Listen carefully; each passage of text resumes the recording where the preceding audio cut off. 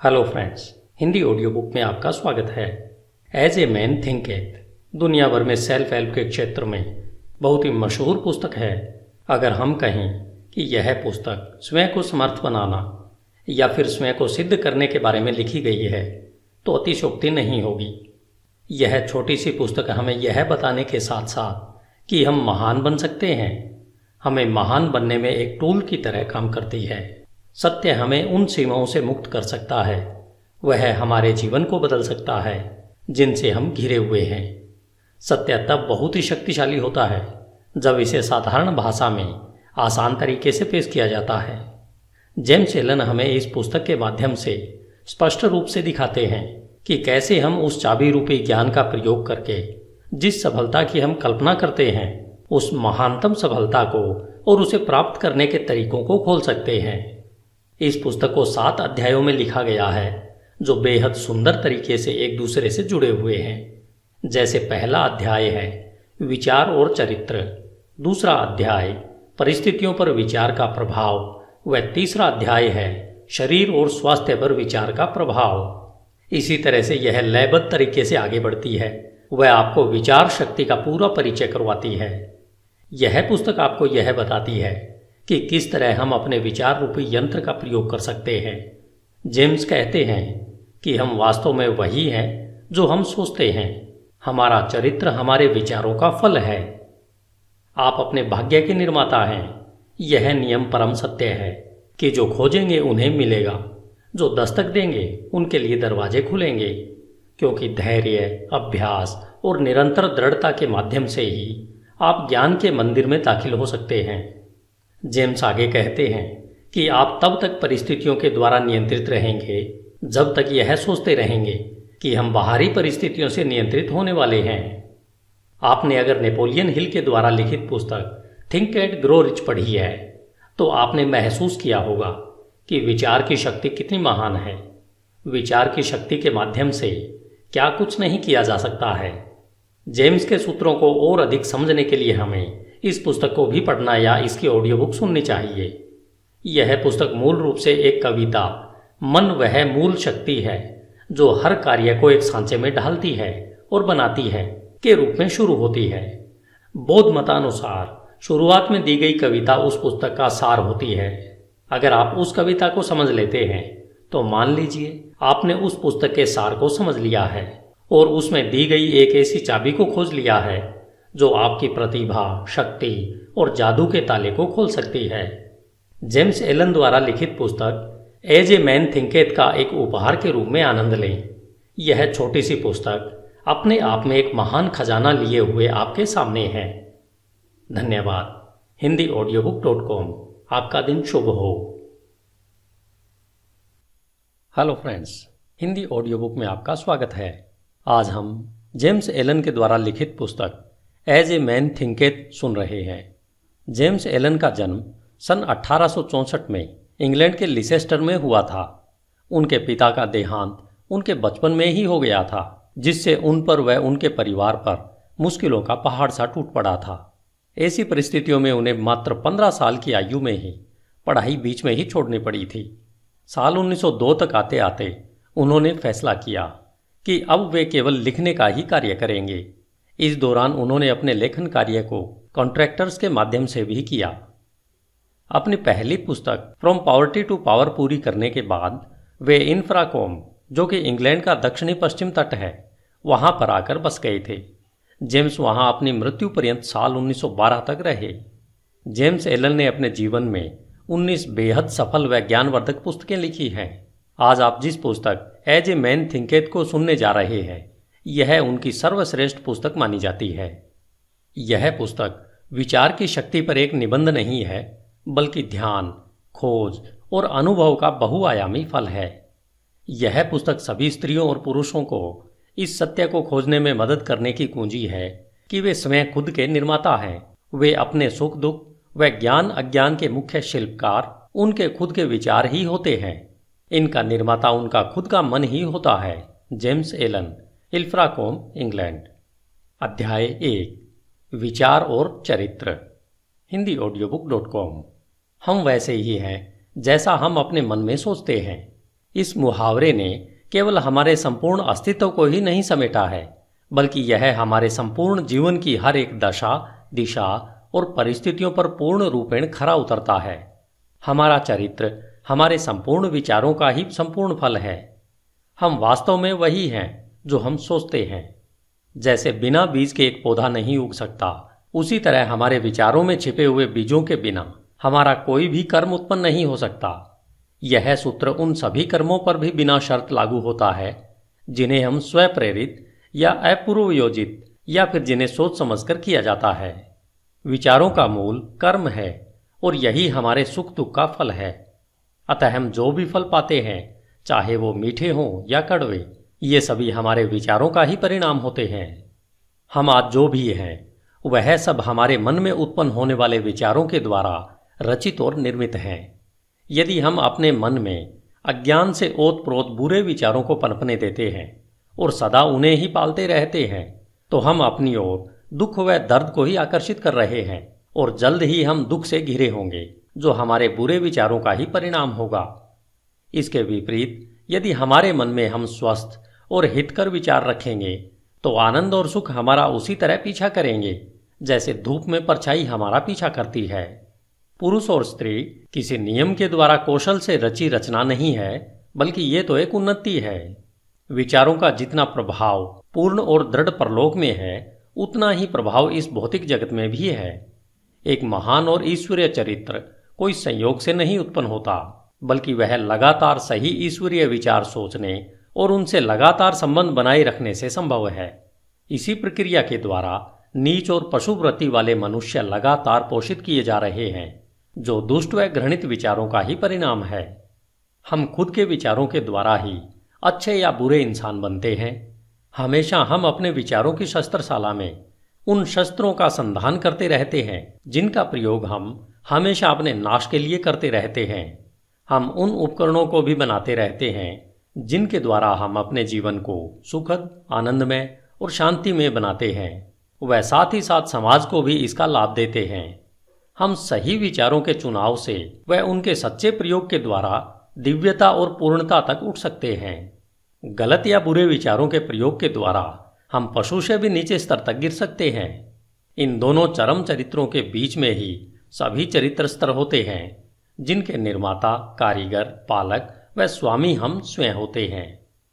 इस युग की सबसे ऊर्जावान, ताकतवर, विश्वास से भरा हुआ दिव्य वचन और दिल को सुख देने वाला आत्मा से संबंधित यह सत्य है कि तुम अपने विचारों के मालिक, चरित्र को ढालने वाले, अपनी परिस्थिति, वातावरण और भाग्य के कारीगर और रचयिता खुद हो। शक्ति, बुद्धि और प्रेम की सत्ता और स्वयं के विचारों के स्वामी तुम खुद हो और तुम्हारे पास ही रूपांतरणकारी व पुनरुत्थान की शक्ति है, जिसके द्वारा तुम खुद को वो बनाते हो जो बनाना चाहते हो। हर परिस्थिति को नियंत्रित करने की चाबी तुम्हारे हाथों में है। तुम अपने हर हाल के स्वामी होते हो, यहां तक कि अपनी सबसे कमजोर और दुराचारी परिस्थिति के मालिक भी तुम खुद ही होते हो। उस समय तुम एक कमजोर और बेकार, मूर्ख घर के मालिक होते हो जो अपने परिवार को गलत ढंग से चला रहा होता है। जब तुम अपनी इस दशा के बारे में सोचते हो और उस सूत्र को जिससे तुम्हारा अस्तित्व है को अपनी पूरी ताकत लगाकर ढूंढते हो, तब तुम एक बुद्धिमान स्वामी के नजरिए से अपनी सभी शक्तियों को बुद्धिमत्ता पूर्वक निर्देशित करते हो और अपने विचारों को एक सुखद, फलदायी रूप देने लगते हो। इसे ही एक बुद्धिमान व जागरूक मालिक कहते हैं, जो अपने विचारों के नियमों को खोजकर अपने जीवन को सही दिशा देता है। इस प्रकार खोज, प्रयोग, आत्मविश्लेषण और अनुभव के द्वारा अपने विचारों के सूत्र खोजकर आप भी एक बेहतरीन मालिक बन सकते हैं। आप जानते हैं कि सोने और हीरे को खोजने के लिए गहन खनन करनी पड़ती है। इसी तरह तुम अपनी आत्मा की खान में गहरा खोदोगे, तभी अपने अस्तित्व से जुड़े हर सत्य जान पाओगे। यदि तुम अपने विचारों को देखो, नियंत्रित करो और उन्हें बदलते हो और दूसरों व अपने जीवन और परिस्थितियों में हो रहे बदलावों के कारण और प्रभावों को महसूस कर, देखकर धैर्यपूर्ण अभ्यास और परख करो।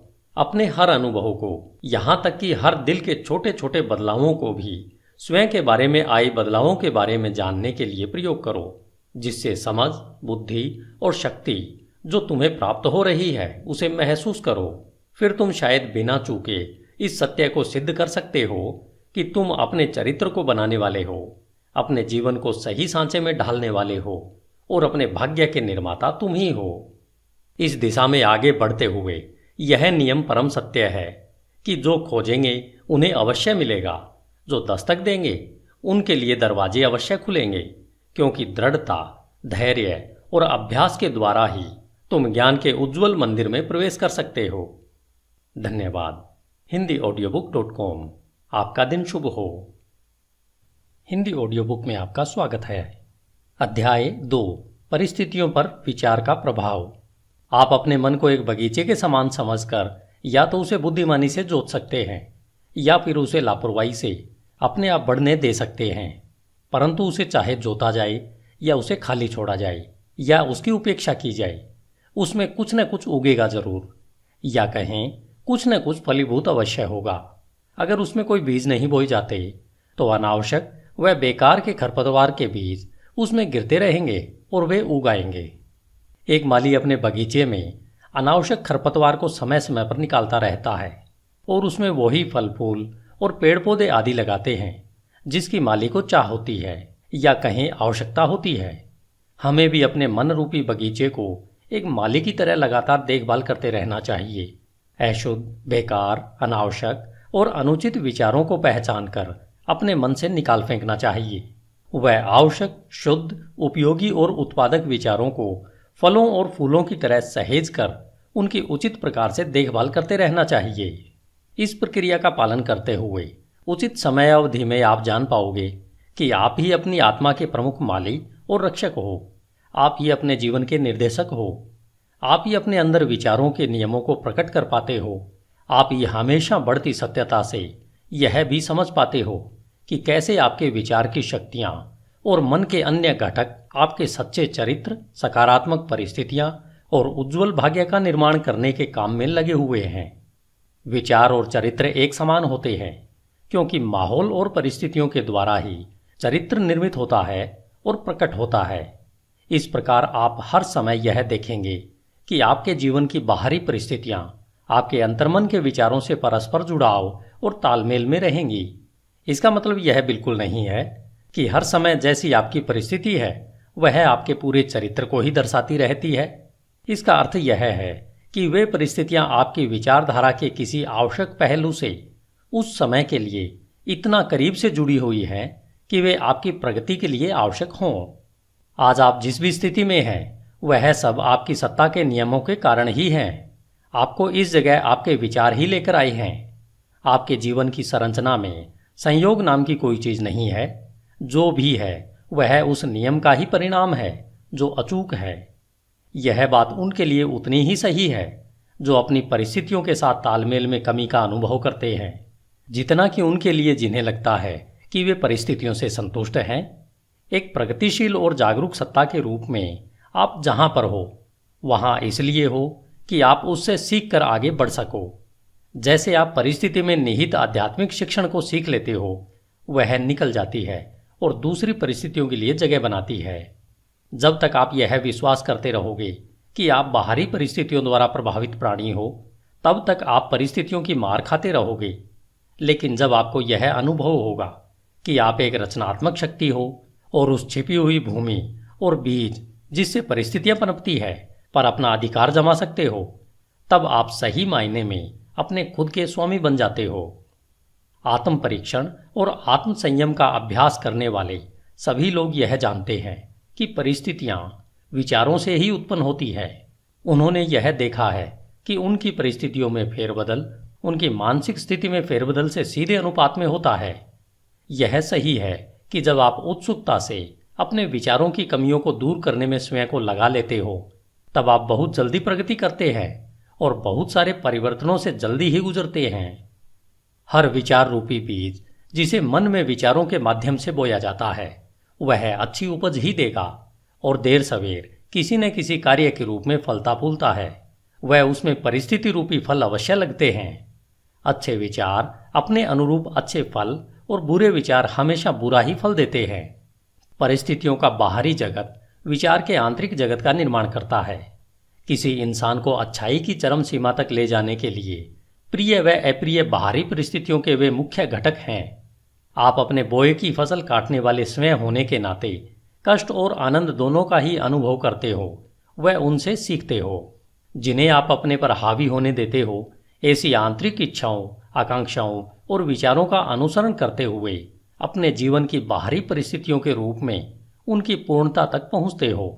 उन्नति और अवनति के नियम सब जगह लागू होते हैं। कोई भी व्यक्ति जब अवनति के निचले स्तर पर या जेल जाता है तो परिस्थिति की क्रूरता के कारण नहीं, बल्कि अपने तुच्छ विचारों और निम्नतम इच्छाओं के द्वारा जाता है। एक सच्चे मन वाला व्यक्ति एकाएक ही किसी बाहरी शक्ति के दबाव में आकर अपराध से नहीं घिर जाता।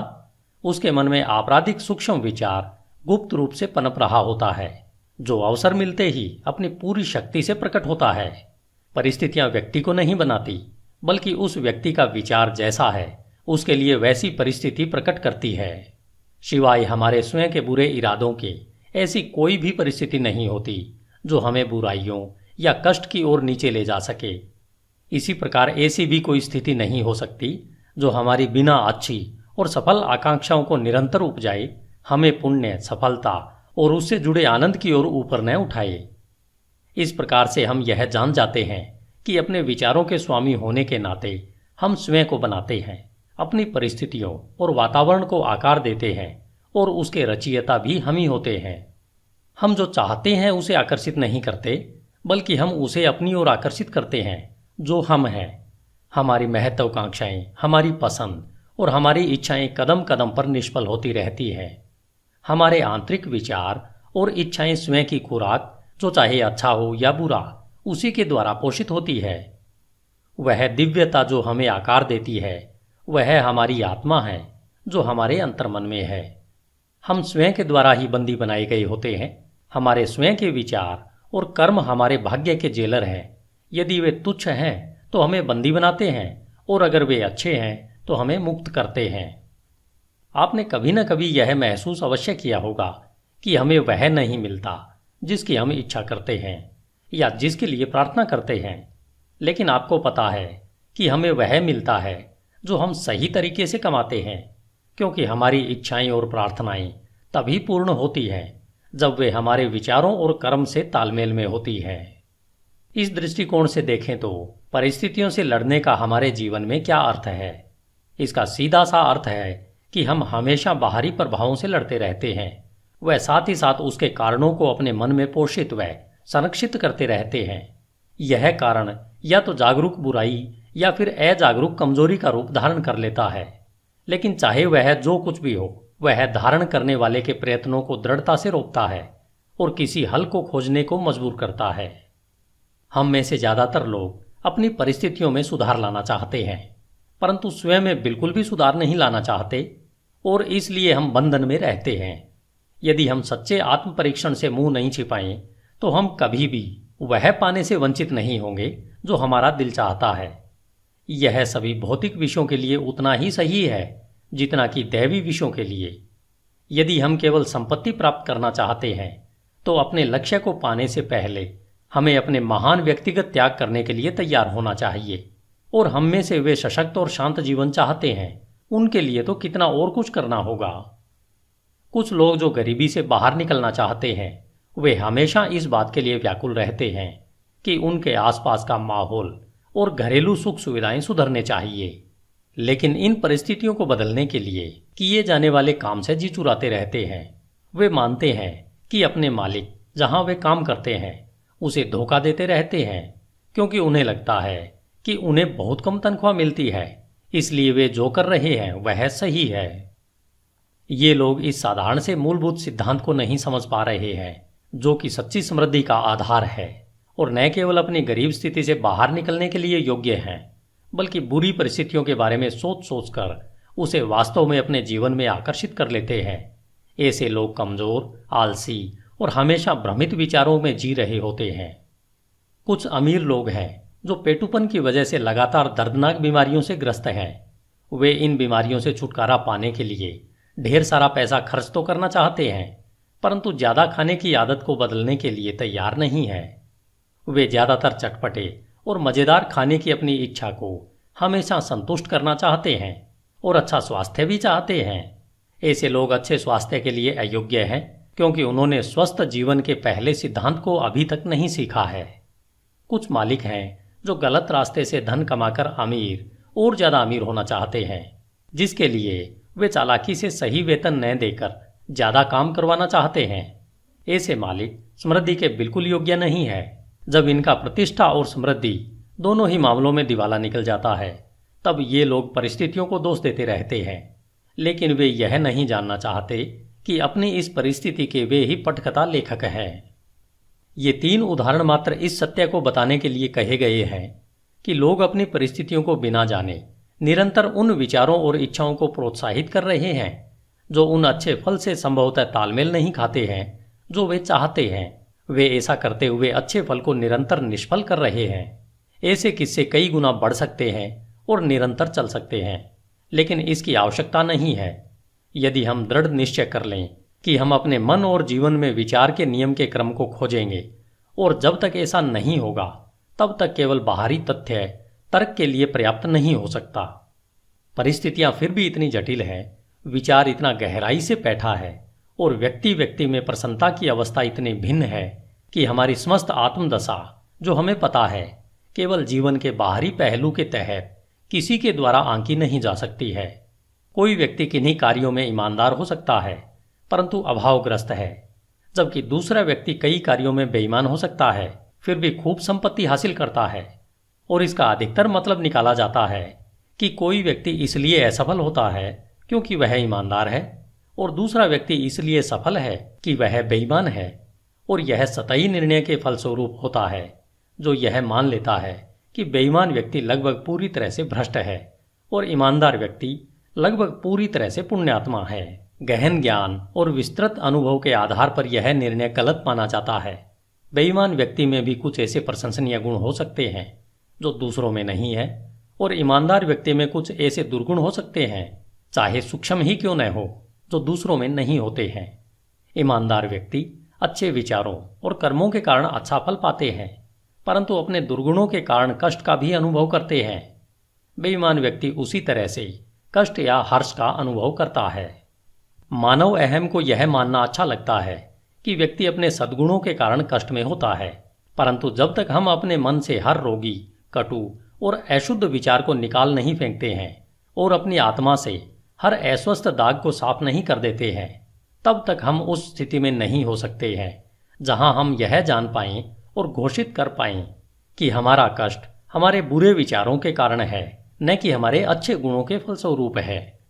उस परम पूर्णता के पथ पर पहुंचने से बहुत पहले हमें अपने जीवन और मन में कार्यशील उस महान नियम का पता चल जाएगा जो पूर्णतः न्याय संगत है, जो बुरे के बदले अच्छा या अच्छे के बदले बुरा नहीं देगा। जब हमें ऐसा ज्ञान होता है तब हम यह जान पाते हैं अपने पूर्ण के अज्ञान और अंधेपन को देखते हुए कि हमारा जीवन अभी और सदा से ही न्याय संगत रहा है। हमारे पूर्व के सारे अच्छे या बुरे अनुभव हमारे विकसित होते हुए फिर भी अविकसित आत्मा के ही उचित परिणाम है। अच्छे विचार और कर्म कभी भी बुरे परिणाम नहीं दे सकते, और इसके विपरीत भी इतना ही सही है कि बुरे विचार और कर्म कभी अच्छे सुखद परिणाम नहीं दे सकते। हम प्रकृति जगत में इस नियम को भलीभांति जानते हैं और समझते हैं। वह इसके अनुसार काम भी करते हैं कि आम के बीज से आम का पेड़ ही उगेगा और बबूल के बीज से केवल बबूल का पेड़ ही उगेगा और वैसे ही फल देगा। लेकिन कुछ ही इसे मानसिक व नैतिक जगत में समझते हैं, जबकि हमारे विचारों के मामले में भी यही नियम लागू होता है। वहां भी यह उतना ही सहज व अटल है। इसे न समझने पर हमें परेशानी उठानी पड़ती है, और तब ये नियम हमारी इच्छाओं के अनुरूप सहयोग नहीं देते हैं। कष्ट व पीड़ा गलत दिशा में लगाए गए गलत विचारों का प्रभाव है। यह एक संकेत है कि हमारा अपने आप से, अपने अस्तित्व के नियम से तालमेल नहीं रहा है। कष्ट का एकमात्र और उच्चतम कार्य है शुद्धि करना। वह सब जो बेकार और अशुद्ध है उसे जला देना। वे जो शुद्ध हैं उनके लिए कष्ट खत्म हो जाते हैं। एक बार जब सोने से मैल हट जाता है तो उसे जलाते रहने का कोई मतलब नहीं होता है। और इसी तरह से पूर्ण रूपेण शुद्ध व साक्षात्कारी पुरुष कष्ट में नहीं रहता। वह परिस्थितियां जिनका हम कष्ट से सामना करते रहते हैं वे हमारी मानसिक विसंगतियों का परिणाम है। वे परिस्थितियां जिनका हम कृपा व आनंद से सामना करते हैं, वे हमारी मानसिक संगति का नतीजा है। कृपा, आनंद, मानसिक पवित्रता ही भौतिक संपत्ति की अधिकता का माप नहीं है, और यह भी नहीं कि बुरे विचार ही एकमात्र कष्ट, क्लेश और दुख ही भौतिक संपत्ति की कमी का परिमाप है। कुछ लोग दुखी और अमीर होते हैं, कुछ लोग धन्य और अमीर भी होते हैं। पवित्रता और अमीरी तभी जुड़ते हैं जब धन को सही और विवेक से कमाया और इस्तेमाल किया जाता है। गरीब अधिक पीड़ा का अनुभव तब करते हैं जब उन्हें लगता है कि बिना वजह के उनका बोझ उन पर लाद दिया गया है। गरीबी और भोगाशक्ति दुख या कहीं पीड़ा के दो चरम पहलू है। ये दोनों ही अस्वाभाविक है, मानसिक असंतुलन का नतीजा है। जब तक हम खुश, स्वस्थ और समृद्ध नहीं होते, तब तक हमारी सही अवस्था नहीं होती। खुशी, स्वास्थ्य और समृद्धि का हमारी परिस्थितियों के आंतरिक और बाहरी स्थिति से तालमेल का ही परिणाम है। जब हम शिकायत व तिरस्कार करना बंद कर देते हैं और उस छिपे हुए नियम को जो हमारे जीवन को संचालित करता है उसे ढूंढना शुरू करते हैं, तब हम खुश, स्वस्थ और समृद्ध होना शुरू कर देते हैं।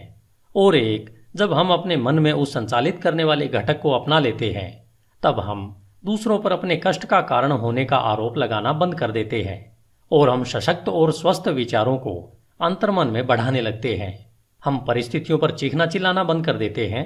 वह अपनी तीव्र प्रगति के लिए अपने अंदर छिपी हुई शक्तियों और संभावनाओं को खोज करके एक साधन के रूप में प्रयोग करना शुरू कर देते हैं। इस सत्य का प्रमाण हर इंसान में है और इसलिए नियमित आत्म परीक्षण और आत्म विश्लेषण की सरल पड़ताल द्वारा इसे जाना जा सकता है। हम मूलभूत तौर पर अगर अपने विचारों को बदलते हैं तो हम अपने जीवन की भौतिक परिस्थितियों में आए त्वरित बदलाव को देखकर आश्चर्यचकित रह जाएंगे। कभी कभी हमें लगता है कि हम अपने विचारों को गुप्त रख सकते हैं, परंतु ऐसा नहीं है। वे जल्दी ही आदत में बदल जाते हैं और आदत परिस्थितियों का रूप ले लेती है। बुरे और निम्न स्तर के विचार आक्रोश और नशे की आदत बनाते हैं, जो पीड़ा, कष्ट और गरीबी का रूप लेते हैं। किसी तरह के भी विनाशकारी विचार अनसुलझी थकाऊ आदतें बन जाती है, जो ध्यान भंग करने वाली और विपरीत परिस्थितियों का आकार ले लेती है। डर, संशय और अनिर्णायक विचार कमजोर और बेमेल आदतों का रूप ले लेते हैं, जो असफलता, गरीबी और निर्भरता की परिस्थितियों के रूप में आकार लेती है। आलसी विचार बेईमानी और गंदगी का रूप लेते हैं, जो गरीबी व नीचता का आकार लेती है।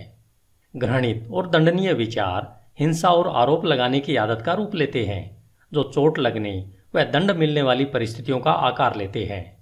हर तरीके से स्वार्थी विचार स्वार्थीपन का रूप लेते हैं, जो उन परिस्थितियों को आकर्षित करते हैं जो दुखदायी होती है। दूसरी ओर हर तरह के सुंदर विचार कृपा और अच्छाई का रूप लेते हैं, जो प्रिय और सुखद परिस्थितियों को आकार देते हैं। रचनात्मक विचार आत्मसंयम और संतुलित मन का रूप लेते हैं, जो शांति और विश्रांति की परिस्थितियों का आकार लेती है। साहस, आत्मनिर्भरता और निर्णय के विचार सशक्त और फलदायी आदतों का रूप लेते हैं, जो सफलता, प्रचुरता और मुक्ति की परिस्थितियों को आकार देती है। ऊर्जापूर्ण विचार सफाई पसंद व उद्यमी आदतों को आकार देती है। मृदुल व क्षमाशील विचार मृदुलता की आदत का रूप लेते हैं, जो सुरक्षित व स्वस्थ परिस्थितियों को आकार देती है। प्रेमपूर्ण और निस्वार्थ विचार दूसरों के लिए स्वयं को भूल जाने की आदत का रूप लेते हैं, जो निश्चित और स्थायी प्रचुरता व सच्ची समृद्धि की परिस्थितियों को आकार देती है। लंबे समय तक एक ही तरीके की विचारधारा, चाहे वह अच्छी हो या बुरी, चरित्र और परिस्थितियों पर अपना प्रभाव अवश्य छोड़ती है। हम अपनी परिस्थितियां प्रत्यक्ष तरीके से नहीं चुन सकते, लेकिन अपने विचारों को चुन सकते हैं और इस तरह अप्रत्यक्ष रूप से अवश्य ही परिस्थितियों को आकर्षित कर सकते हैं। प्रकृति हमारे साथ है, हमारे अपने द्वारा काम करती है, जिससे कि हम इन विचारों का आनंद उठा सकें, जिन्हें हम पोषित करते हैं, और ऐसे अवसर प्रस्तुत होते हैं जो जल्दी ही अच्छे और प्रभावशाली विचारों को सतह पर ले आते हैं। जैसे ही हम अपने नकारात्मक और विनाशकारी विचारों को त्यागते हैं, पूरा संसार हमारे प्रति मधुर हो जाता है और हमारी मदद करने को तैयार हो जाता है। जैसे ही हम अपने कमजोर और दूषित विचारों से दूर जाने लगते हैं, हर तरफ ऐसे अवसर उमड़ने लगते हैं जिससे कि हमारे सशक्त संकल्प को मदद मिले। जैसे ही हम अच्छे विचारों को बढ़ावा देते हैं तो कोई भी दुर्भाग्य हमें शर्म और कष्ट से नहीं घेरता है। संसार हमारा बहुरूपदर्शी कैलिडोस्कोप है और हर क्षण जिन विभिन्न रंगों को प्रस्तुत करता है वे हमारे सतत उभरते विचारों के अद्भुत चित्र हैं। धन्यवाद। HindiAudiobook.com। आपका दिन शुभ हो। Hello friends, Hindi audio book में आपका स्वागत है। अध्याय 3, शरीर और स्वास्थ्य पर विचार का प्रभाव। As a man thinketh, written by James Allen. हमारा शरीर हमारे मन के आदेशों का अक्षरशः पालन हमेशा एक सेवक की तरह करता है। यह मन के हर क्रियाकलापों का पालन करता है, चाहे फिर वे सोच विचार कर चुने गए हों या स्वतः प्रकट हुए हों। मन के दूषित, नकारात्मक व बुरे विचारों के कारण हमारा शरीर बीमार पड़ जाता है, जिससे हम पतन की ओर अग्रसर होते हैं। और अगर हमारे मन में खुश, सुंदर, स्वस्थ और सकारात्मक विचार हैं तो इनकी आज्ञा पर हमारा शरीर सुंदर, सफल और यौवन से भरपूर सुसज्जित हो जाता है। रोग और स्वास्थ्य की भी परिस्थितियों की तरह हमारे विचारों में जड़ें होती है। रोगग्रस्त विचार अपने लिए आपके शरीर को बीमार बना लेंगे। समय समय पर हुई रिसर्च में यह पाया गया है कि डर के विचार व्यक्ति को उतनी ही जल्दी मार डालते हैं जितनी जल्दी एक बंदूक की बुलेट। वे लाखों लोगों को निरंतर इसी तरह धीरे धीरे मार रहे हैं। जो लोग किसी जानी पहचानी या अनजान बीमारी के डर में रहते हैं, बीमारी उन्हें देर सवेर अपनी पकड़ में ले ही लेती है। बीमारी की यह चिंता जल्द ही पूरे शरीर को निरुत्साहित कर देती है और रोग को शरीर में प्रवेश करवाने के लिए इसे कमजोर बना देती है। नकारात्मक व अशुद्ध विचार चाहे शारीरिक तौर पर प्रहार न करे, लेकिन नाड़ी मंडल पर नकारात्मक प्रभाव अवश्य डालते हैं और उन्हें कमजोर कर देते हैं। सुंदर, सकारात्मक, शुद्ध व प्रसन्न विचार शरीर को जोश और लावण्य से सुसज्जित करते हैं। शरीर नाजुक और ढलने वाला यंत्र है। यह उन विचारों पर तत्काल प्रतिक्रिया करता है जो उस पर प्रभाव डालते हैं। आपके विचार करने की आदत के कारण विचार किए गए विचारों का प्रभाव आपके शरीर पर अवश्य पड़ता है। चाहे आपने अच्छे या बुरे पर विचार किया हो, प्रभाव अवश्य पड़ेगा। जब तक लोग नकारात्मक विचारों को फैलाते रहेंगे, तब तक उनमें अशुद्ध और जहरीला रक्त बहता रहेगा। शुद्ध हृदय और मनन से शुद्ध जीवन और शुद्ध शरीर उत्पन्न होता है। दूषित व नकारात्मक मन से दूषित व नकारात्मक शरीर व जीवन ही उत्पन्न होते हैं। विचार ही कर्म, जीवन और प्रकटीकरण का स्रोत है। स्रोत को अगर शुद्ध करेंगे तो सब शुद्ध हो जाएगा। अच्छे स्वास्थ्य की चाहत में जो लोग भोजन का तरीका या शैली बदलते हैं, यह तब तक उनकी मदद नहीं करेगा जब तक वे अपने विचारों को नहीं बदल लेते हैं। जब हमारे विचार शुद्ध होंगे तब हमें अशुद्ध भोजन की चाह ही नहीं रह जाएगी। जिन्होंने अपने विचारों को सशक्त व शुद्ध किया है, उन्हें किसी भी हानिकारक जीव से डरने की आवश्यकता नहीं है। स्वस्थ विचार स्वस्थ आदतें बनाते हैं। यदि आप शरीर को पूर्ण स्वस्थ रखना चाहते हो तो अपने मन की रक्षा करो। यदि आप अपने शरीर का नवीनीकरण करना चाहते हो तो मन को सुंदर बनाओ। दुर्भावना, ईर्ष्या, निराशा, नकारात्मकता और उदासी के विचार शरीर के स्वास्थ्य और उसकी चमक को लूट लेते हैं। चिड़चिड़ा चेहरा एकाएक नहीं बनता है, वह उग्र विचारों से बनता है। झुर्रियां जो चेहरे पर खराब दिखती हैं, वे मूर्खता, पीड़ा और घमंड के कारण उत्पन्न होती है। आप अवश्य ही किसी न किसी ऐसे बूढ़े चेहरे को जानते होंगे जो तेजस्वी और एक छोटे बच्चे की तरह मुस्कुराहट के साथ चमक से भरा हुआ होगा। और ऐसे चेहरे भी आप अवश्य देखते होंगे जो निराशा की झुर्रियों के कारण उम्र से पहले ही बूढ़े दिखाई देने लगे होंगे। एक चेहरा खुशी व सकारात्मकता का व दूसरा चेहरा नकारात्मकता व बुरे निराशाजनक विचारों का परिणाम है। एक सशक्त शरीर, चमकीला, खुश और शांत चेहरा तब तक ही रह सकता है जब तक आप अपने मन में हर्ष, सद्भावना और शांत विचारों को आने की खुली छूट देते हो। बुजुर्ग लोगों के चेहरों पर सहानुभूति की झुर्रियां होती है जो सशक्त और शुद्ध विचारों से बनती है, लेकिन बहुत सी नकारात्मक भावनाओं द्वारा भी बनती है। इनमें हम तब तक फर्क नहीं कर सकते जब तक उनके विचारों को न जान लें। जिन्होंने धर्मसंगत जीवन जिया है उनका जीवन एक अस्त होते सूर्य की तरह शांतिपूर्ण, स्तब्ध और मृदुल हो चुका होता है। हाल ही में मैंने एक दार्शनिक को उनकी मृत्युशैया पर देखा। वो उम्र के अलावा बूढ़े नहीं थे। उनकी मृत्यु उतनी ही मीठी और शांतिपूर्ण थी जितना उनका जीवन था। शारीरिक बीमारियों को दूर भगाने के लिए खुश दिल विचारों से अच्छा कोई डॉक्टर नहीं है।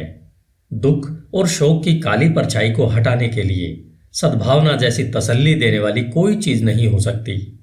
सदा दूसरों के बारे में बुरा सोचना, द्वेष रखना, शक करना और ईर्ष्या के विचार रखना ऐसा ही है जैसा स्वनिर्मित जेल में रहना। परंतु सबके बारे में अच्छा सोचना, सबके साथ खुश रहना, धैर्य के साथ यह सीखना कि उनमें केवल अच्छाई ही देखना, ऐसे निस्वार्थ विचार स्वर्ग की ओर ले जाते हैं। दिन प्रतिदिन हर प्राणी के प्रति शांति के विचार रखना आप में अद्भुत शांति लाएंगे। धन्यवाद। HindiAudiobook.com। आपका दिन शुभ हो। As a man thinketh, written by James Allen. अध्याय 4, विचार और उद्देश्य। HindiAudiobook.com। जब तक कोई भी विचार उद्देश्य के साथ नहीं जोड़ा जाता तब तक कोई भी प्रतिभा पूर्ण उपलब्धि नहीं बनती। बहुत से लोग अपने उच्चतम विचार जीवन के सागर में दिशाहीन गति से बहने देते हैं।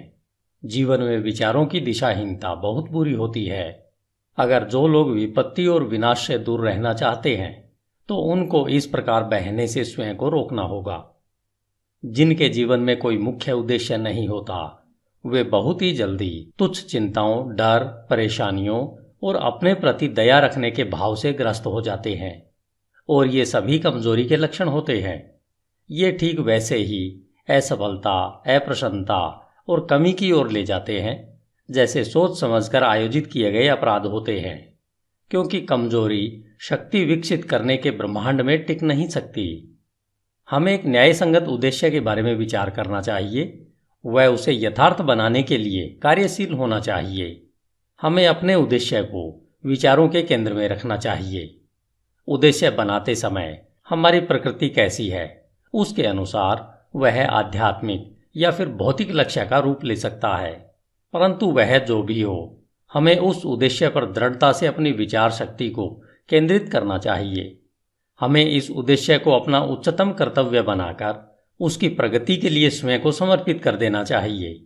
वह अपने विचारों को क्षणिक रुचियों, चाहतों और कल्पनाओं के पीछे नहीं भागने देना चाहिए। यह आत्मसंयम का राजसी मार्ग है और विचार की सच्ची एकाग्रता है। यदि हम बार बार अपने उद्देश्य को पाने में असफल हो रहे हैं तो यह तब तक होता रहता है जब तक हम अपनी कमजोरी से ऊपर नहीं उठ पाते हैं और इससे हम चरित्र के सामर्थ्य को प्राप्त करते हैं। वह सच्ची सफलता का मापदंड होता है। वह यह भविष्य के सामर्थ्य और विजय की नई शुरुआत होती है। जिनका कोई महान उद्देश्य नहीं होता है उन्हें अपने विचारों को कर्तव्य के अचूक प्रदर्शन पर केंद्रित करना चाहिए, फिर चाहे उनका कार्य कितना ही छोटा क्यों न दिख रहा हो।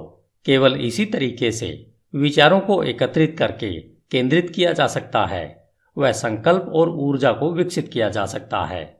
इसे सिद्ध करने के बाद ऐसा कोई भी लक्ष्य नहीं रह जाता है जिसे प्राप्त नहीं किया जा सकता हो।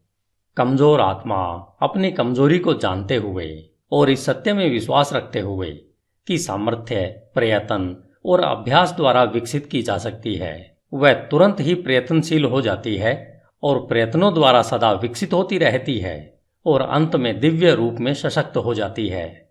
जैसे शारीरिक तौर पर कमजोर लोग सतर्क और धैर्यपूर्ण प्रशिक्षण द्वारा अपने आप को सशक्त बना सकते हैं, वैसे ही कमजोर विचार वाले लोग सही सोच का अभ्यास करके अपने आप को सशक्त बना सकते हैं। दिशाहीनता व कमजोरी को दूर करके किसी भी उद्देश्य के साथ सोचना उन सशक्त लोगों की श्रेणी में पहुंचना है जो कि सफलता प्राप्ति के लिए एक मार्ग के रूप में पहचानते हैं और जो सब परिस्थितियों को अपने अनुकूल बनाते हैं और जिनके विचार सशक्त हैं, वे बिना किसी डर से कोशिश करते हैं और कुशलता से उसे प्राप्त करते हैं। अपने लक्ष्य निर्धारण के बाद हमें मानसिक तौर पर उसको प्राप्त करने का एक सीधा मार्ग बिना दाएं बाएं देखे तैयार करना चाहिए। अपने अंदर छुपे हुए संशय व डर को शक्ति से निकाल फेंकना चाहिए। ये वे विच्छेदक तत्व हैं जो प्रयत्न की सीधी रेखा को तोड़कर उसे तिरछा, अप्रभावी व बेकार बना देते हैं। संशय और डर के भाव के विचारों से कभी कुछ भला नहीं हो सकता है। वे हरदम असफलता की ओर ले जाते हैं। उद्देश्य, ऊर्जा, करने की शक्ति और सभी सशक्त विचार तब रुक जाते हैं जब मन में संशय और डर के विचार घुस जाते हैं। कुछ करने की इच्छा इस ज्ञान से उभरती है कि हम कुछ कर सकते हैं। संशय और भय ज्ञान के सबसे बड़े शत्रु हैं और वह लोग जो उसे बढ़ावा देते हैं उन्हें मारते नहीं, बल्कि वे हर कदम पर निष्फल होते रहते हैं। जिन्होंने संशय और भय पर विजय पा ली है उन्होंने असफलता को जीत लिया है।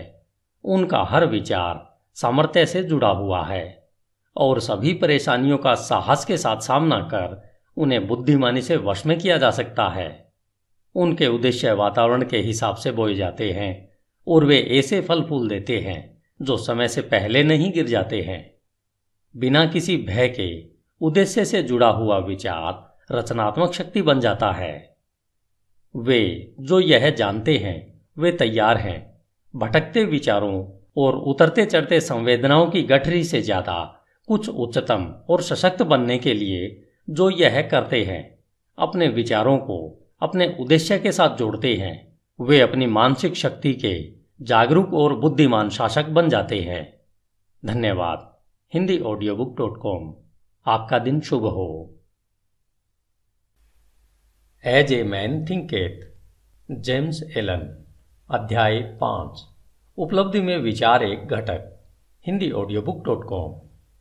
आप जो भी पाते हो या पाने में असफल होते हैं तो यह सब आपके विचारों का सीधा सीधा नतीजा है। इस न्यायपूर्ण व्यवस्थित संसार में जहां संतुलन की कमी विनाश ला सकती है वहां व्यक्तिगत जिम्मेदारी अवश्य पूर्ण होनी चाहिए। आपकी ताकत या कमजोरी, सफलता या असफलता, जय या पराजय, सुख या दुख जैसी कोई भी दशा केवल आपकी ही है, किसी दूसरे की नहीं है। जैसा आप सोचते हैं वैसे ही आप हो। जैसा आप सोचते रहते हैं वैसे ही आप बन जाते हैं। सशक्त लोग कमजोर लोगों की मदद तब तक नहीं कर सकते जब तक कमजोर लोग मदद लेने के लिए तैयार नहीं होते। जिस मजबूती को वे दूसरों में देखते हैं उन्हें अपने प्रयत्नों के द्वारा उस सामर्थ्य को विकसित करना होगा। केवल और केवल हम खुद ही अपनी दशा को बदल सकते हैं। दबाने वाले व दबने वाले वास्तव में अपने आप को सताने में सहयोगी होते हैं, बल्कि देखने में यह लगता है कि वे एक दूसरे को सता रहे हैं। पूर्ण ज्ञान कर्म के नियम को दबाने वाले की कमजोरी में और दबाने वाले की दुष्प्रयुक्त शक्ति में देखता है। पूर्ण प्रेम दोनों के कष्ट को देखकर किसी का भी हनन नहीं करता। पूर्ण करुणा दबाने वाले और दबने वाले दोनों को ही अपनाती है। जिन्होंने कमजोरी पर विजय पा ली है और सभी स्वार्थी विचारों को त्याग दिया है, जो न तो अत्याचारी हैं और न ही वह जिन पर अत्याचार हो रहा है, वे मुक्त हैं।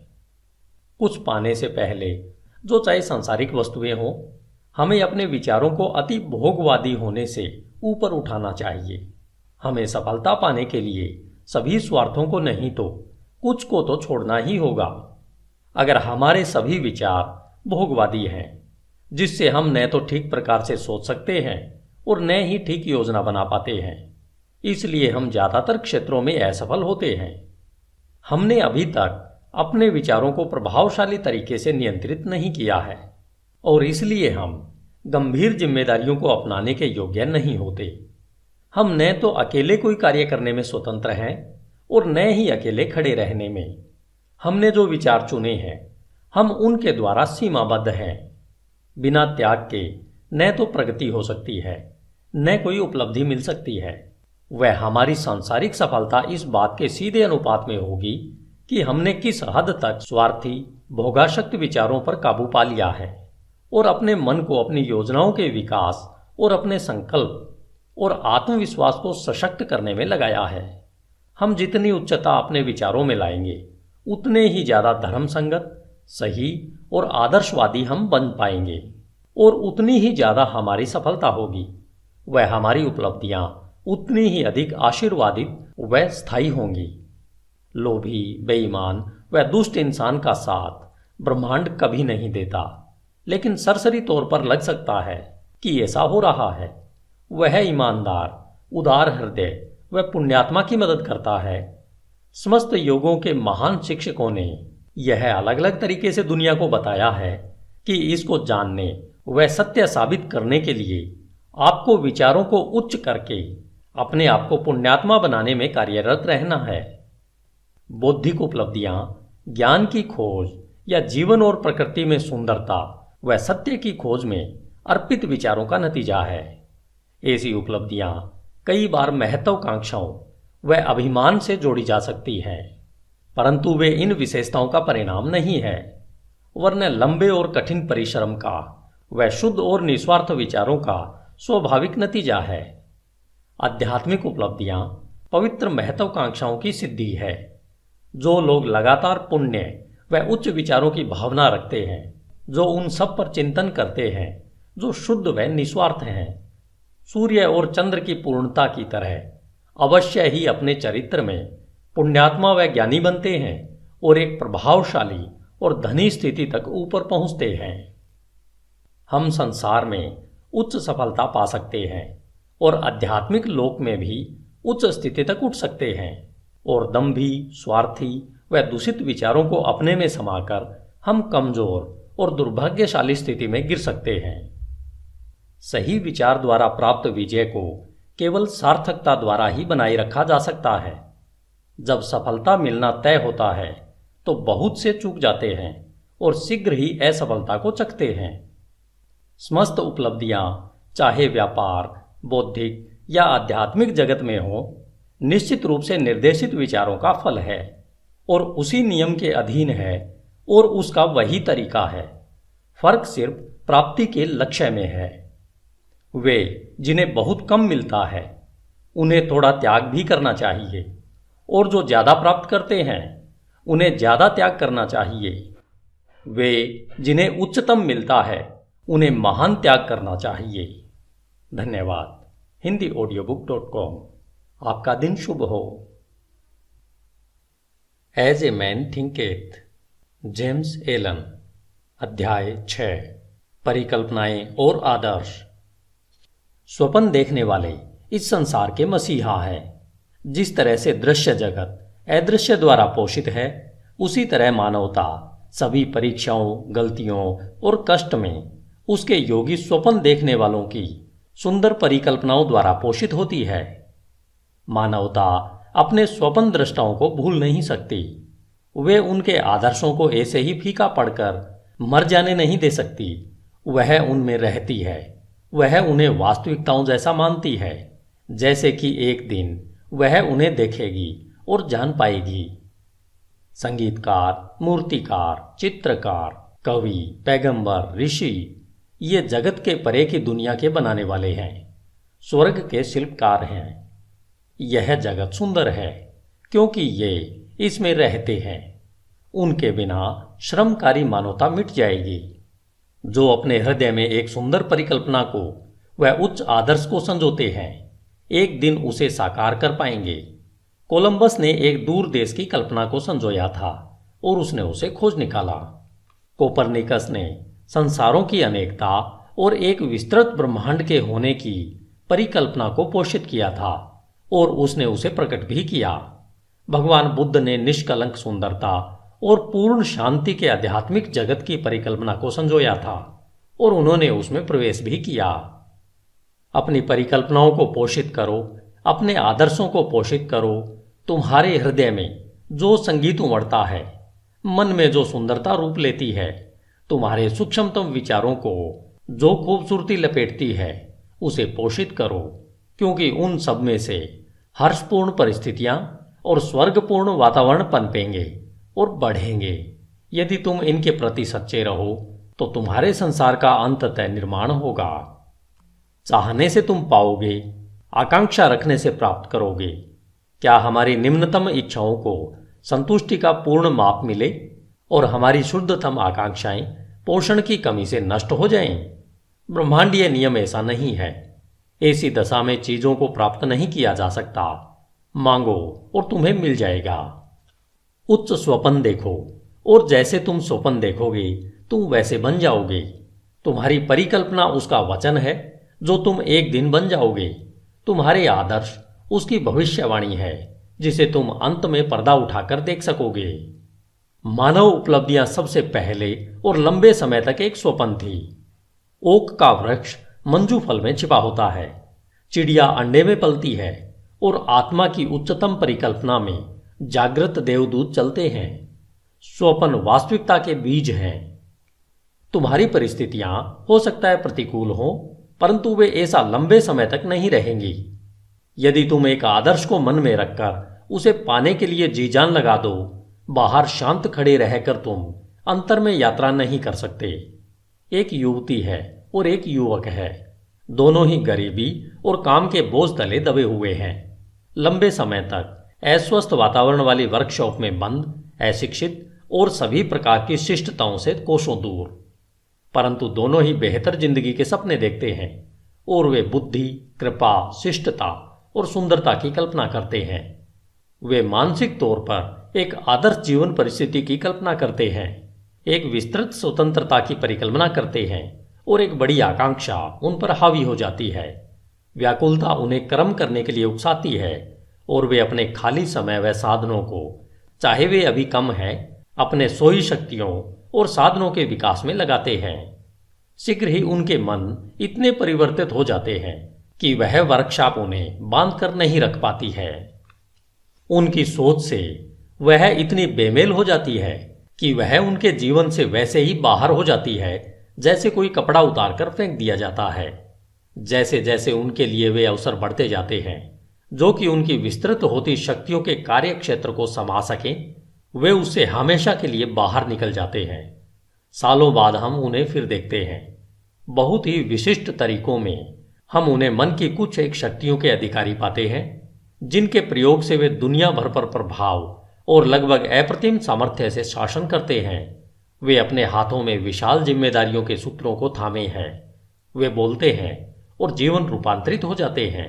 स्त्री और पुरुष उनके शब्दों में विश्वास करते हैं और अपने चरित्र को पुनः ढालते हैं और सूरज की तरह ये ऐसे स्थायी और प्रकाशित केंद्र बन जाते हैं जिसके चारों ओर असंख्य जीव घूमते रहते हैं। उन्होंने अपने यौवन की परिकल्पना को पा लिया है। वे अपने आदर्शों से एक हो गए हैं। और तुम भी नौजवान पाठक अपने हृदय की परिकल्पना को पाओगे, व्यर्थ इच्छा को नहीं, चाहे वह ओछी हो या सुंदर या फिर दोनों का मिश्रण, क्योंकि तुम सदा उसकी ओर खींचे जाओगे जिससे तुम गुप्त रूप से सबसे ज्यादा प्यार करते हो। तुम्हारे हाथों में तुम्हारे अपने विचारों का फल मिलेगा। तुमने जो कमाया है वह तुम पाओगे, न ज्यादा न उससे कम। तुम्हारे वर्तमान का वातावरण चाहे कैसा भी क्यों न हो, तुम्हारे विचारों, तुम्हारी परिकल्पना, तुम्हारे आदर्श द्वारा तुम या तो गिरोगे, वैसे ही रहोगे, या फिर उठोगे। तुम अपने नियंत्रित इच्छाओं जितना छोटे बन जाओगे या तुम अपनी प्रबल अभिलाषाओं जैसे महान बन जाओगे। स्टैंटन क्रिगहम डेविस के सुंदर शब्दों में, तुम बही खाते संभाल रहे हो और तुम अभी उन दरवाजों से बाहर निकलते हो जो इतने समय से तुम्हें लगता था कि तुम्हारे आदर्शों के लिए रुकावट थे, और अपने आप को श्रोताओं के सामने पाते हो। पेन अभी भी तुम्हारे कान पर अटका है, उंगलियों पर शाही के धब्बे हैं, और तभी उसी क्षण में तुम्हारे अंतर में प्रेरणा की वर्षा होने लगती है। तुम बकरियों को चरा रहे होते हो और शहर में घूमते हुए पहुंच जाते हो, फटे मुंह देहाती की तरह, और आत्मा के निर्भय मार्गदर्शन में तुम एक गुरु के आश्रम में पहुंच जाते हो। और एक समय के बाद वे कहते हैं, तुम्हें सिखाने के लिए मेरे पास और कुछ नहीं है। अब तुम स्वयं गुरु बन गए हो, जो थोड़े समय पहले तक बकरियां चराते हुए महान कार्यों के घटने के स्वप्न देखा करता था। बेपरवाह, अज्ञानी और आलसी केवल चीजों के लिए प्रत्यक्ष प्रभाव को देखते हुए, न कि स्वयं चीजों को, भाग्य, किस्मत और संयोग के बारे में बात करते हैं। किसी को धनवान बनता देखकर कहते हैं, कितना भाग्यशाली है। किसी को सुप्रसिद्ध विद्वान बनता देख वे आश्चर्य से कहते हैं, उस पर कितनी कृपा दृष्टि है। और किसी साधु प्रवृत्ति वाले व्यक्ति और उसका अन्य लोगों पर प्रभाव पड़ते देखकर वे टिप्पणी करते हैं, देखो किस्मत कैसे हर कदम पर उसका साथ दे रही है। वे उन परीक्षाओं, असफलताओं और संघर्ष को नहीं देखते जो इन स्त्री पुरुषों ने अनुभव पाने के लिए सहर्ष स्वीकारा है। उन्हें इनके द्वारा किए गए त्याग का, साहसिक प्रयत्न का और विश्वास जिसे उन्होंने अपनाया है का जरा सा भी ध्यान नहीं है, जिससे कि वे अलंध्य दिखने वाले लक्ष्य को प्राप्त कर सकें और अपने हृदय की परिकल्पना को पा सकें। उन्हें मन के अंधकार और दिल के टूटने का कोई एहसास नहीं होता। उन्हें केवल प्रकाश और प्रसन्नता दिखती है और वे उसे भाग्य कहते हैं। वे लंबी और कठिन यात्रा नहीं देखते, केवल सुखी परिणाम को देखते हैं और वे उसे सद्भाग्य कहते हैं। वे प्रक्रिया को नहीं समझते, केवल नतीजा देखते हैं और उसे संयोग कहते हैं। हर मानव कार्य में प्रयत्न है और फल भी है, और प्रयत्न कितना सशक्त है इसे फल से मापा जाता है। यह कोई संयोग नहीं है। कहे जाने वाले उपहार, शक्ति, भौतिक, बौद्धिक और आध्यात्मिक अधिकार प्रयत्न के हैं। वे पूर्ण किए हुए विचार हैं, प्राप्त किए हुए लक्ष्य हैं, साकार परिकल्पनाएं हैं। वह परिकल्पना जिसकी तुम अपने मन में प्रशंसा करते हो, वह आदर्श जिसे तुमने अपने हृदय में विराजित कर रखा है, उससे तुम अपने को बनाओगे और यही तुम बन जाओगे। धन्यवाद। hindiaudiobook.com। आपका दिन शुभ हो। As a man thinketh, James Allen. अध्याय 7, प्रशांति। hindiaudiobook.com। मन की शांति ज्ञान का एक सुंदर मणि है। वह आत्मसंयम के लंबे और धैर्यपूर्ण प्रयत्न का नतीजा है। उसकी उपस्थिति परिपक्व अनुभव का और नियम व विचारों के उच्च ज्ञान व कार्यकलाप का चिन्ह है। हम उसी मात्रा में शांत होते हैं जितना हम विचार विकसित अस्तित्व के रूप में स्वयं को समझते हैं, क्योंकि ऐसा ज्ञान विचार के फलस्वरूप निश्चित ही दूसरों को समझने की क्षमता रखता है।